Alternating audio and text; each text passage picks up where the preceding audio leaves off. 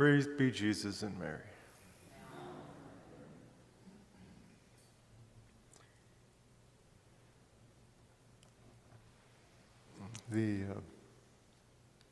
It was Pope St. Pius X that authorized the Franciscans to celebrate the seven joys of Our Lady. That was in 1906. The original day for this feast was the Sunday after the octave of the Assumption, but in 1914 it was transferred to the octave day itself, and in 1942, when the Feast of the Immaculate Heart of Mary was assigned to that day, that of the seven joys was moved again. So today we celebrate this feast on August 26th. The Franciscans wear the Rosary of the seven joys on their cord, and it was the Blessed Mother herself who pointed out that the Franciscan Crown, like the Dominican Rosary, is a devotion which is pleasing to her.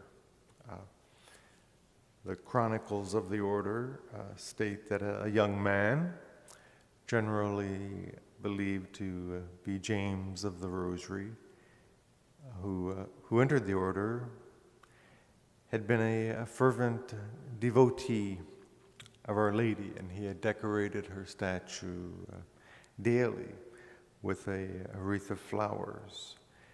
And since he wasn't permitted to continue this practice in his novitiate, he thought of leaving the order. But first he knelt before the statue of Our Lady to say a prayer. And there the Blessed Virgin appeared to him and said, remain here and do not grieve because you can no longer weave a wreath of flowers for me.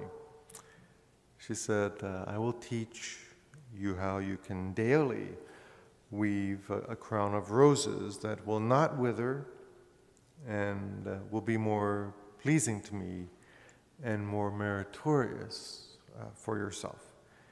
And she taught him the Rosary of 7 decades. From that incident, we can learn not to be selfishly attached to pious practices, and that prayer is of greater value than perishable decorations.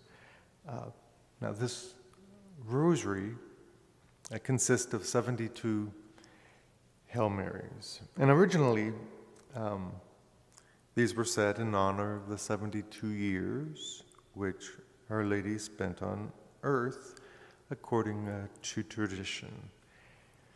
As such, it was certainly in existence during the first half of the 15th century for St.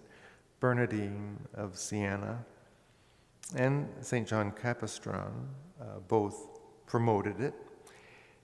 It wasn't until the 17th century, apparently, that the Franciscans began to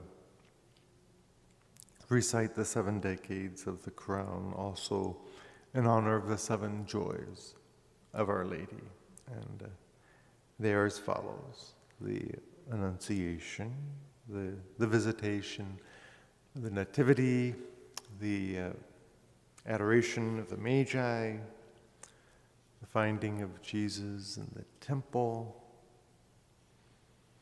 the Meeting of Jesus and Mary after our Lord's resurrection, and the Assumption and Coronation of Our Lady, which together comprise the 7th decade.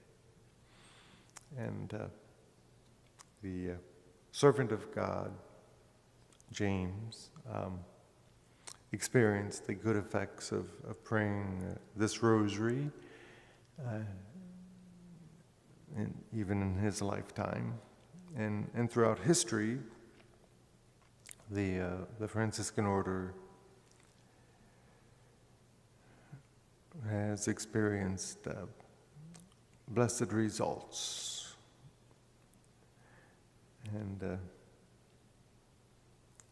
at the request of the superiors of the order, the popes have attached rich indulgences to the recitation of this rosary. It's recommended that all members of the order, both the first order and the second order and third order, recite this rosary at least every Saturday. And if we do, then we too can rest assured that we'll participate in enjoying Our Lady's favor, who, as we heard, has herself requested this rosary.